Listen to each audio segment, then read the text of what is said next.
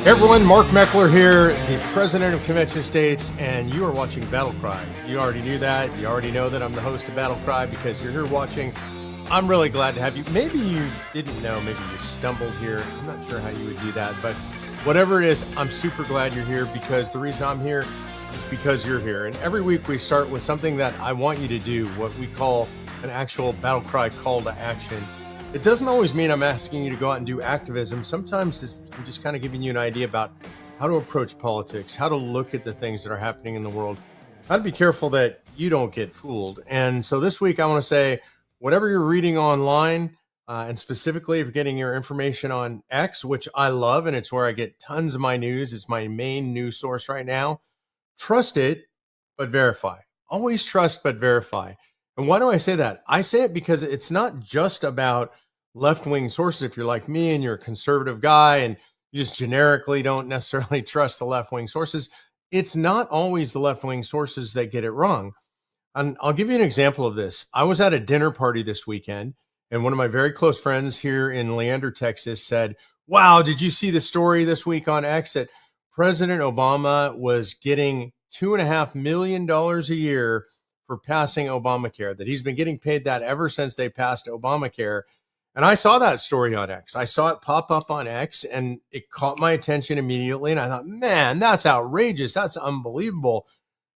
That doesn't really make sense, is what I thought to myself.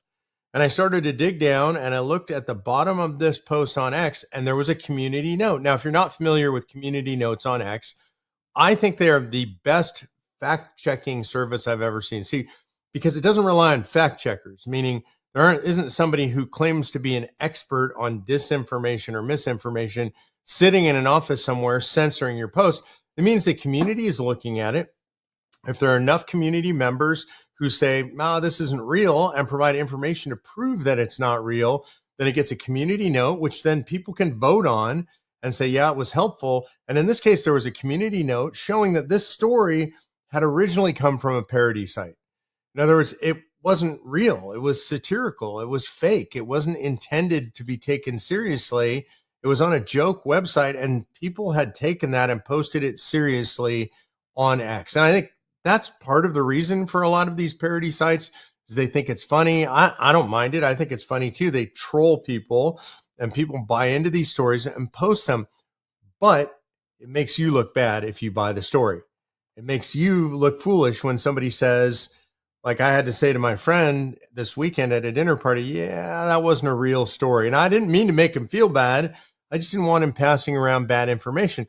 And sometimes people on the left are posting these things on these parody websites. They look entirely real, and they're doing it hoping that people like you and me will pick it up and repost it or comment on it. And thus we look bad. We look foolish. That's their goal. So that's why it's really important, whether you're reading X or Facebook or wherever you're getting your news from. I don't care if it's Breitbart or Gateway Pundit or Shapiro, Daily Wire, wherever you're getting your news from, Daily Caller. Make sure, especially if a story seems kind of out there, that you verify it. There are a lot of out there stories that are actually completely true. We're learning from Doge right now, learning about people with fake social security numbers who are 115 years old collecting money, who are under a year old collecting money, SBA loans going to little kids, all this stuff. And those stories don't seem any more outrageous or any less outrageous than the story about President Obama getting $2.5 million a year. So check them all out. When you see a news story like that, look for the community note. Don't try to be the first person to pounce on it. I mean, that's one of the things I try not to do, the hot takes on things. Hot take meaning I see it posted and I jump right in, unless I verify it myself and I know it's real, because I don't want to get caught like that. And you shouldn't want to get caught like that. And it's not just about personal embarrassment, because it makes the movement look bad. It makes conservatives look bad in general. Anybody who gets caught like that, spreading around obvious falsehoods or things that could be easily fact-checked and weren't, it makes the entire movement look bad. So let's be better than that. Let's make sure that we trust, especially from sources we trust, but then verify. And you have the ability to verify these things yourself. If you don't know how, really simple. If you're an X, just use Grok and ask if this is a true story. Grok is generally correct, and it'll give you sources. Use that, or try to use ChatGPT. I don't trust that as much, but use Grok or Perplexity AI and ask it the question, is this a real story? And if it's not, you'll usually find out pretty quickly. You can look at the sources behind what Grok or Perplexity say. You can decide for yourself whether that's real or not. Save yourself the embarrassment, save the movement, the heartache, and make sure that you trust but verify. Well, this week in an absolutely trusted story, I can definitely tell you, I checked this one out myself. It's definitely true. We have a great achievement for the federal government. That is Caroline Leavitt, the press secretary for the president of the United States, says she will not respond to emails where the person has their quote unquote pronouns in their signature block. A lot of people on the left are completely bent out of shape about this. Oh my God, it's so insulting. It insults freedom of the press. And they try to accuse her of like, why does she care so much about pronouns? This is a funny thing that the left does regularly to us. They do something really weird or bizarre, like putting their pronouns in their names, in their signature blocks, demanding we use those pronouns, and then being outraged when we notice that they're doing it. Like, oh my God, how dare you notice that I'm doing something ridiculous and against biology? It's offensive that you even notice that. And instead, we should just ignore that and just do the rational thing. And that's what Caroline Leavitt is doing here. This is actually a great accomplishment. I think there are other people in the federal government that are now picking up on this and doing the same thing. And when asked about it, what she said is, look, if somebody denies basic biology, then I think it's pretty clear they're never going to write a factual story. So there's no reason for me to respond to them. So I think this is fantastic. I also think there's another reason for doing it, which is the left wants to control the language so that they can make you say things that are untrue. And this is a trick of Marxism. This is something that the left has always done. They want to control the language. They want to force you to buy into their narrative by forcing you to use their language. And we should never do that. Nobody should be able to force you to make lies come out of your mouth or to make you just generally accede to lies by just responding like they're not being told. In this case, she's saying, no, you're a liar. You're saying things that are biologically untrue. You can't be a plural. You can't be they, them. And if you're a he, you can't be a she.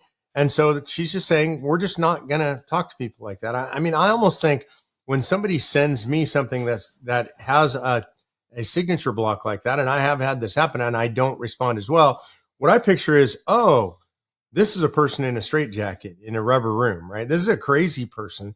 Or this is a person who's just dishonest. They know it's not true and they're saying it anyway. I don't want to deal with that kind of a person. I'm not going to get anything I want out of a person like that. We're not going to have a fair and interesting or reasonable exchange. And so I should just ignore it. So kudos to Caroline Leavitt. Frankly, kudos to her for almost everything she's doing. She is an absolute rock star. So I do think it's actually a great achievement for the federal government that Caroline Leavitt said this and the federal government is doing this. There's some interesting fights going on right now between the Trump administration and district courts. And I'm sure you've heard something about this where district courts are issuing what they call nationwide injunctions. So in other words, what happens is you get President Trump doing something.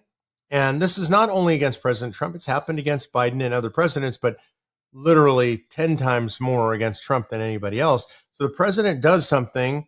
There's some what we call forum shopping goes on. And what that means when attorneys forum shop, they're looking for a court where they can bring it where they believe they'll have a favorable judge. So maybe they go to the DC Circuit Court or something in California, someplace very left wing where they think they're going to get a favorable judge. They bring the case there for a temporary injunction, right?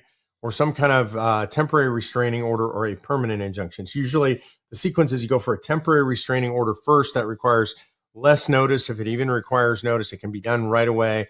That can then be turned later on into a temporary injunction or a permanent injunction. So they go for these restraining orders and the district courts issue them and they're nationwide. Now, this is weird. Why should a DC circuit judge who rules over Washington, DC, why should that judge be able to do something that affects the entire nation, shuts down the president's programs nationwide? It deals with more than the plaintiff that's in front of the judge. And normally, judges are limited in their jurisdiction to particular subject matters and to particular personal jurisdictions. In other words, the judge has authority over the people that are in front of the judge, the plaintiff and the defendant. In this case, whoever is bringing the case for putting a temporary restraining order in place, that's in front of that person or that entity or in front of the judge and the U.S. government. And so it should be just as to the parties in the case, but for some reason it's developed over the years that district courts issue nationwide injunctions. Now, where's the authority for that come from? The answer is there is no authority. It's not in the Constitution. It's not in the rules issued by the Supreme Court about what district court's authority is. It's never been said by Congress. It was just invented by district courts. So they actually don't have that authority, in my opinion. They keep using that authority as long as they use it and the Supreme Court doesn't slap them down. There are people who think the Supreme Court should take this up and stop district courts from issuing nationwide injunctions. I think that might be a good idea, but I just want to give you the counter example. And I don't think it's abused by the right like it is by the left. But we have judges in Second Amendment cases that issue nationwide injunctions against things like high capacity magazines, which we know is unconstitutional, against things like ARs, right? Let's say they ban ARs and what they would call weapons of war. And you have district judges that do that. And they say, I'm sorry, you have laws or regulations that are passed that do that. And then the district court judges on the right, people who are conservatives who believe in the Constitution, say that runs afoul of the Second Amendment and they'll put a nationwide injunction in place. So I'm not arguing for nationwide injunctions. I just want you to understand that these things often cut both ways. So what do? How do we stop this from happening? How do we set it up in a way so that it is just? Well, there is a rule in federal civil procedure called Rule 65C or numbered 65C. And that rule says that a party who brings forth asking for one of these temporary restraining orders or injunctions is required to put up a bond equivalent to what the defendant would lose during the time period when this restraining order injunction was in place. And so, for example, the president, here's one way to value it. The president put these terrible murderous gang members on flights to El Salvador. Judge tried to turn them around. And I think it was the ACLU that brought that suit. So the ACLU said this shouldn't happen. So there are literally probably hundreds of thousands of dollars, maybe millions of dollars spent to put these illegal aliens, round them up, put them on planes, send them to El Salvador. The government's going to lose that money if they say have to bring them back again, or they're interrupted in this program in some way. There is a cost, and the judge is supposed to impose that cost in the form of a bond against the party bringing the litigation. And the entire purpose of this, by the way, according to leftist jurist Ruth Bader Ginsburg, who was completely in support of this, leftist Supreme Court justice, she said, is to make the party bringing the litigation think twice, essentially, before bringing frivolous litigation. So what I think we ought to do is we ought to make sure, and I would ask that the Supreme Court make sure that the district courts adhere to Rule 65C and impose these bonds, because what I think it would do is it would make frivolous cases go away. Because if they get overturned, they're going to lose the bond. First of all, they got to put up the bond. The bond might be millions of dollars. And so they have to be willing to put the money up, and they might lose that if they lose the case. So I think it's going to make people think much more seriously, and organizations think much more seriously before bringing these cases. So that's a little bit, maybe more than you wanted to know, maybe certainly more than you knew, probably, about Rule 65C and these nationwide injunctions.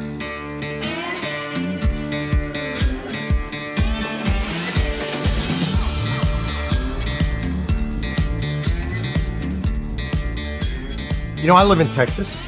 I think most of you know that I live in Texas. I got the saddle there to prove it. Of course, that's not just Texan, but it's a good rope and saddle. Anyway, I live here in Texas, and I think I hear from people a lot when I travel what an incredible red state Texas is, how it's amazing. I got to tell you, that's not the case. And it's not that I'm worried about Texas turning blue. It's that, one, our legislature, our House of Representatives, is a mess. A long story there. We can get into that another day. But also, most of our major metro areas are run by Democrats, and they're generally a disaster. And I'm going to use Houston as a case in point right now. Houston is what we would call Murder City. Why do I say that? Well, right now, in 2024, we have the stats from last year. There are over 320 murders in the city of Houston. That's disgusting. It's outrageous. It's hideous. It's a travesty that this happened. And so why is that happening? And one, I would say it's the easy, loose policing. It's the loose prosecution. It's really leftist practices there. And I would say partially the result of leftist practices of letting murderers out of jail on bond.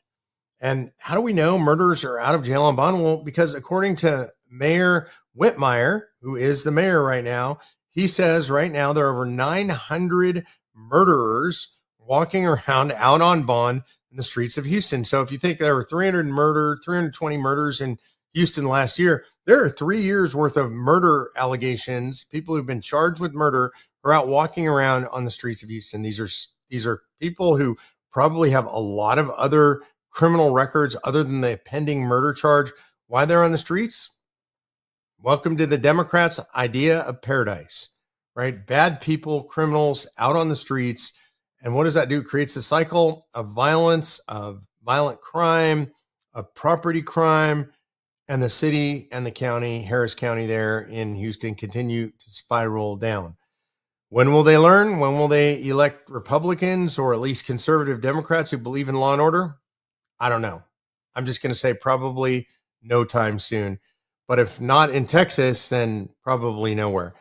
Hey, by the way, you might notice that I'm wearing a bunch of COS stuff, right? I have our new hat on, which has become my favorite hat. I don't know if you guys see that.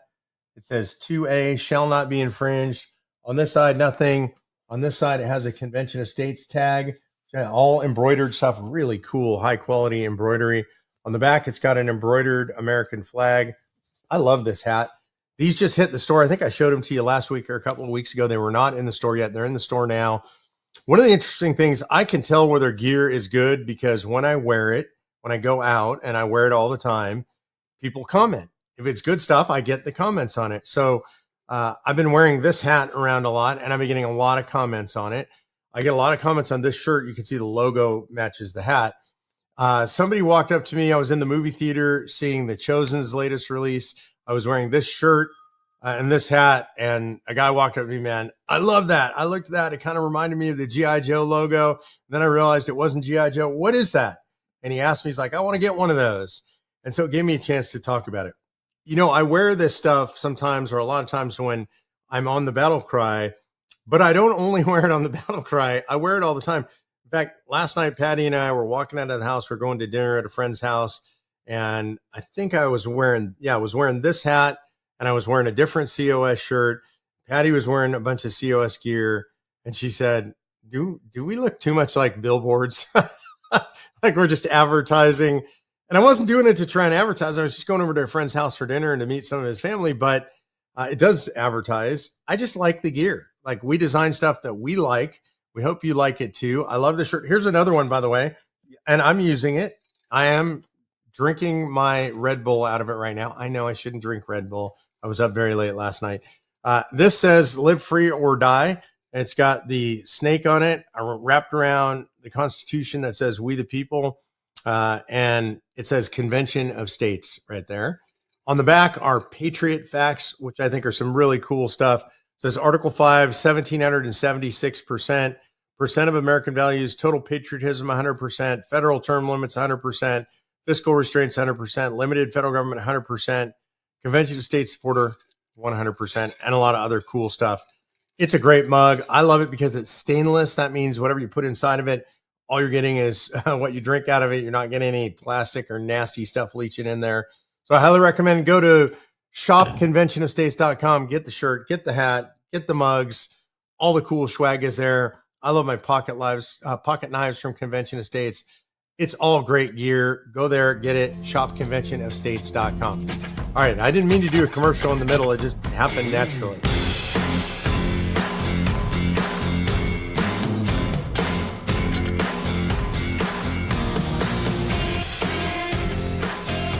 Last week, I mentioned to you as part of our battle cry, our call to action, to ignore the noise. And why I was saying that is because there was just a massive amount of noise out there about President Trump's proposed tariffs, right? And people were screaming about it on both sides, and it wasn't necessarily partisan. All the left hated it, but there were people on the right who were arguing it was horrible, people on the right who were arguing it was great. I think some people were just doing it because everything President Trump does is great. They think some people were doing it because they have Trump derangement syndrome and they hate everything President Trump does. But there was a lot of noise. And I told you guys, just ignore the noise and just let it wash over you and don't buy into it and don't end up in the wars about it. And I was telling you on the tariffs, I didn't know. Like, I'm generally not a tariffs guy, and I didn't know what was going to happen, but I just found it to be too noisy. And so I just kind of mostly sat it out. I think I posted one thing and just said, hey, I don't really know. I'm not generally for tariffs. I'm generally against tariffs, but I think Donald Trump is doing a great job, and I'm going to cut him the benefit of the doubt here. He's negotiating. I don't know if this works or not. What happened? The markets went down. Everybody's freaking out. Your retirement's wiped out. It's unbelievable. It's terrible. By the way, on your retirement, important you remember that the NASDAQ's up 95% over the last 6 years, that the Dow's up 41% over the last 6 years. So when it loses 10% or 12%, it's still way up, right? You only lose the money if you close your account out or sell a particular stock and sell at a losing position from what you paid. Then you've lost money. But until you realize those gains and your 401k is up here, it's not your money. It's sitting in the stock. It's at risk and it goes down. You haven't lost any money until you sell. So I was trying to tell everybody, keep calm. So Trump then comes out and Bessent comes out and they postpone the tariffs except on China for 90 days. And what happens? Market comes back. Most of that loss that people were freaking out on, making all that noise on, screaming and yelling, weeping and gnashing of teeth, wailing and tearing of clothes, for what?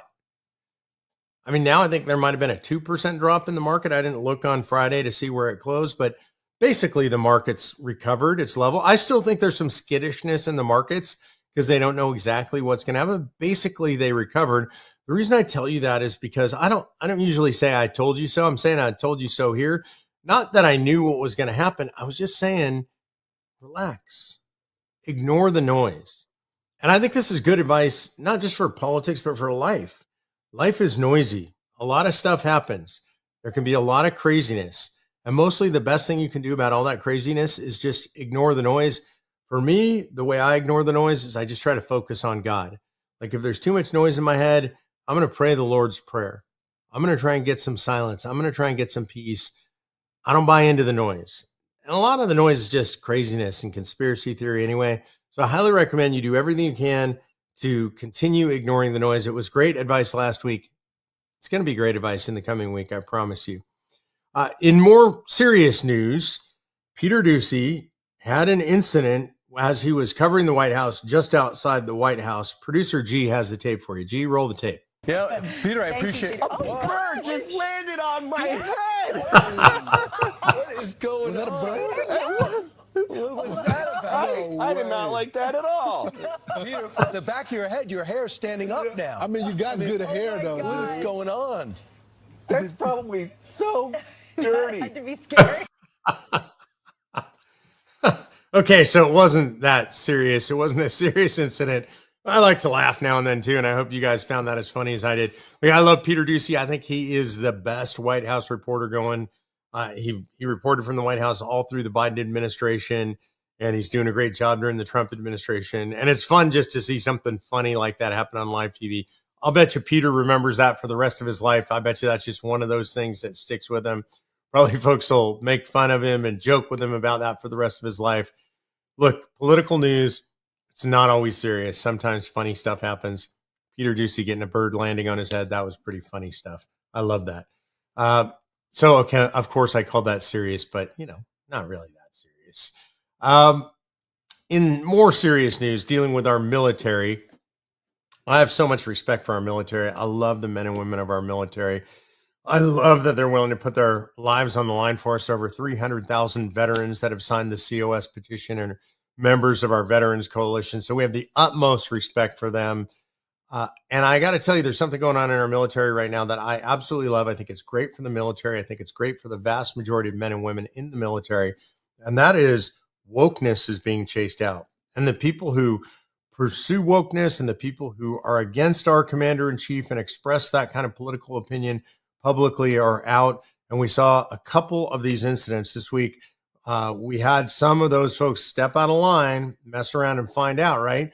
Colonel Susanna Myers, and she was the commander of the Patuxent State Space Base in Greenland. She was removed from command after sending out an email criticizing J.D. Vance's Greenland visit.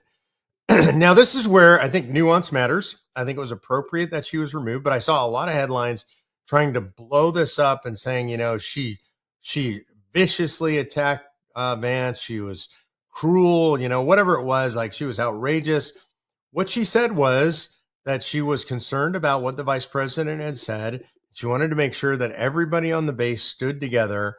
And so she was critical, I would say mildly critical, of what the vice president had said in his remarks about Denmark and Greenland. And basically it said Denmark had failed to step up and do the things that it needed to do to defend Greenland, and we were going to step in and do that. And she wanted to make sure that all the people who worked on base, whether they were Danes or whether they were from Greenland itself, or Greenland natives, Greenlanders, she wanted to make sure that basically everybody felt included. But in doing so, she criticized the vice president of the United States, and that is expressly against the code of behavior for military officers. And she was removed from command. And I think that's really appropriate. That's the way it should be. If you're in the military, you don't have any right to speak out against your chain of command, and especially the vice president of the United States. You sacrifice that right when you're in uniform. And she was in uniform and acting under color of rank, and so she has been removed. As if that weren't enough, and I think that's really good, there was another one, and this is according to Human Events senior editor Jack Posobiec. Navy Vice Admiral Chatfield was the Navy Vice Admiral overseeing NATO, and she reportedly refused to put up pictures of Trump and Secretary of Defense Pete Hegseth at NATO. This is traditional. There's a picture of the president, a picture of the Secretary of Defense at NATO.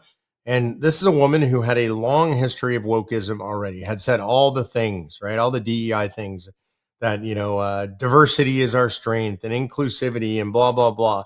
So she was a purveyor of wokeism in the military, and she outed herself by refusing to put up these photos, and she has been removed from command.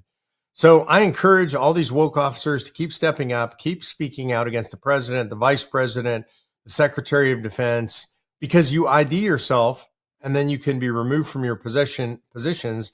And in this way, we continue to flush DEI down the toilet and out of our military. I love it.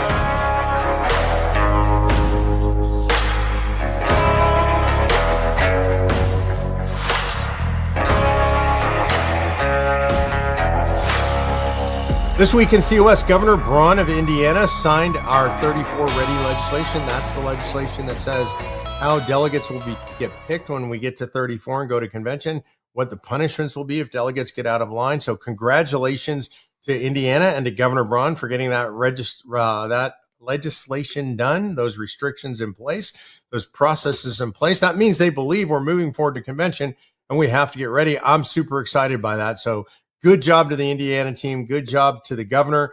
I believe Governor Braun is going to be speaking at the COS Summit this fall as well in September. I traveled to New York this week personally, and I loved it. One, I loved it because I got to be back in the Sierra Nevada. Those are some of the most beautiful mountains. I just love that territory. I raised my kids, I should say, just over the hill from Carson City, Nevada, in Grass Valley, California. And so it was kind of like going home to me. And it'd been a long time since I was in the Nevada legislature, like 6 or 7 years. I enjoyed being there. I always enjoy being in a legislature, and not necessarily because of the legislature, but because of the grassroots. So I got to have a dinner with the grassroots the night before. I got to spend the day in the legislature with them doing their surge, meeting a bunch of legislators. That's what they were doing. They were there going around and meeting all their legislators. So I got to meet with Stavros Anthony, who's the lieutenant governor. Great guy, Convention of States endorser and supporter. He spoke at the rally. I just got to say, I'm really proud of that team. It is a relatively new, growing team. The teams turn over the years. And since we've been doing this for quite a few years now, we get new leadership, new teams. That team is young and invigorated, and I really enjoyed being with them. And then next week, by the way, upcoming, I will be in the Louisiana Capitol for our Surge Day. I want to say that's Tuesday, 10 a.m. to 3 p.m. in the Louisiana Capitol. By the way, I've been there 2 years in a row now, which is pretty cool for one of our past states. Lots of good friends there. Probably go out, have some good Cajun food the night before. Then we'll be there in the Capitol, 10 a.m. to 3 p.m. if you want to join us. I love it. If you were there last year, come see me again. If you weren't there last year and you're in Louisiana, make sure you make it to the Capitol and say some hellos. All right, let's go to our Q&A, which is my favorite part. Before we do, I gotta remind you, we have an open letter to Elon Musk running now. We're trying to get Elon's support for Convention of States. Go to conventionofstates.com/Elon Musk. Sign the petition. Sign that open letter to Elon Musk. Also go to conventionofstates.com/Trump and sign the petition to Donald Trump. And we're going to get that in front of him at some point soon. I need your signature on there. Make sure that you always hit the like button, that you subscribe, that you pass this on to friends, because we can't do what we do without you. We can't grow our viewership. We can't grow our membership. I was looking at our petition numbers earlier today. I think we're pushing towards 3 million petitions. I think we're up at 2.6 million and a half or something, 2.7 million almost. So if you spread it around, if you hit like, if you spread this around to your friends, if you ask them to sign the petition, we're going to hit 3 million before you know it. Don't forget, there are new hats. There are new thermoses, new t-shirts on the website. I wore one last week. I don't have the new one on this week, but I had the Income Robbery Service t-shirt on from last week, IRS standing for Income Robbery Service. So you can get all of that. You can get the Live Free or Die mug. You can get the American Patriot t-shirts, which I really love. These hats, we have a new t-shirt that says "Spilling the Tea Since 1773" in a reference to the Tea Party. I think you guys are going to love it. If you haven't seen it, go to shopconventionofstates.com. All right, in the Ask Mark Anything category, you can put in questions at conventionofstates.com/Ask Mark. And it really is anything. I don't know if you didn't see Producer G asking me his questions a couple of weeks ago. You should check that out because there's some really good questions in there that are actually not even COS related. They're just fun questions. You're welcome to do that too. It can be about the dogs. I was going to try and bring Doc up in my lap. Can you see him over here? But he's over 100 pounds now, and trying to lift him up into my lap, it's not really working anymore. He doesn't like it. I don't like it. It's part of my weightlifting routine. I got to pick him up every now and then and try to weigh him, but getting him up in my lap is just getting to be too much. Thomas Larson asks, what's the status of efforts in Ohio and Florida? I was just in Florida. We've passed Florida many years ago. It was one of the early states. That team is strong and growing, and they're there working on 34 ready type legislation and other legislation that is important to the grassroots activists. So Florida is in the win column and doing other stuff that they should be doing as grassroots activists. Ohio, we're on the move in Ohio. We've already had our proponent testimony. That's a year-round legislature. Next is the opponent testimony, and that'll probably be scheduled sometime after their spring break. So that'll come hopefully early to mid-May. I would say that would be our next move. We're pretty sure. In fact, I know we have the votes in the Senate. I'm pretty sure we have the votes in the House. It's really going to be up to the Speaker, Matt Huffman, whether he wants to bring this thing up or not. He is a supporter of Article 5 generally. He hasn't been willing to bring it up in the past. We'll see what happens. Maybe it's up to you guys. If you're in Ohio, you can weigh in with the Speaker's office. Let them know you want to move Convention of States. Annie Polito wants to know, how many dogs do you have total? Do you let them sleep with you? And would you ever have cats? Wow, very personal questions. I like those, actually. 2 of them. I don't know. Can you see both of them back there? I don't think you can see Winston. He's off over here, off to the side. But there's Doc performing for you, going up on his back, showing how completely relaxed he is on camera. No camera shyness there. So I have 2 dogs, 2 Great Danes. Doc is 6 months old, weighs probably 102, 103 pounds at this point. Winston is 3 years old. He was 3 years old. He's the same birthday as me, March 10th. That's when he turned 3. He's 120 pounds.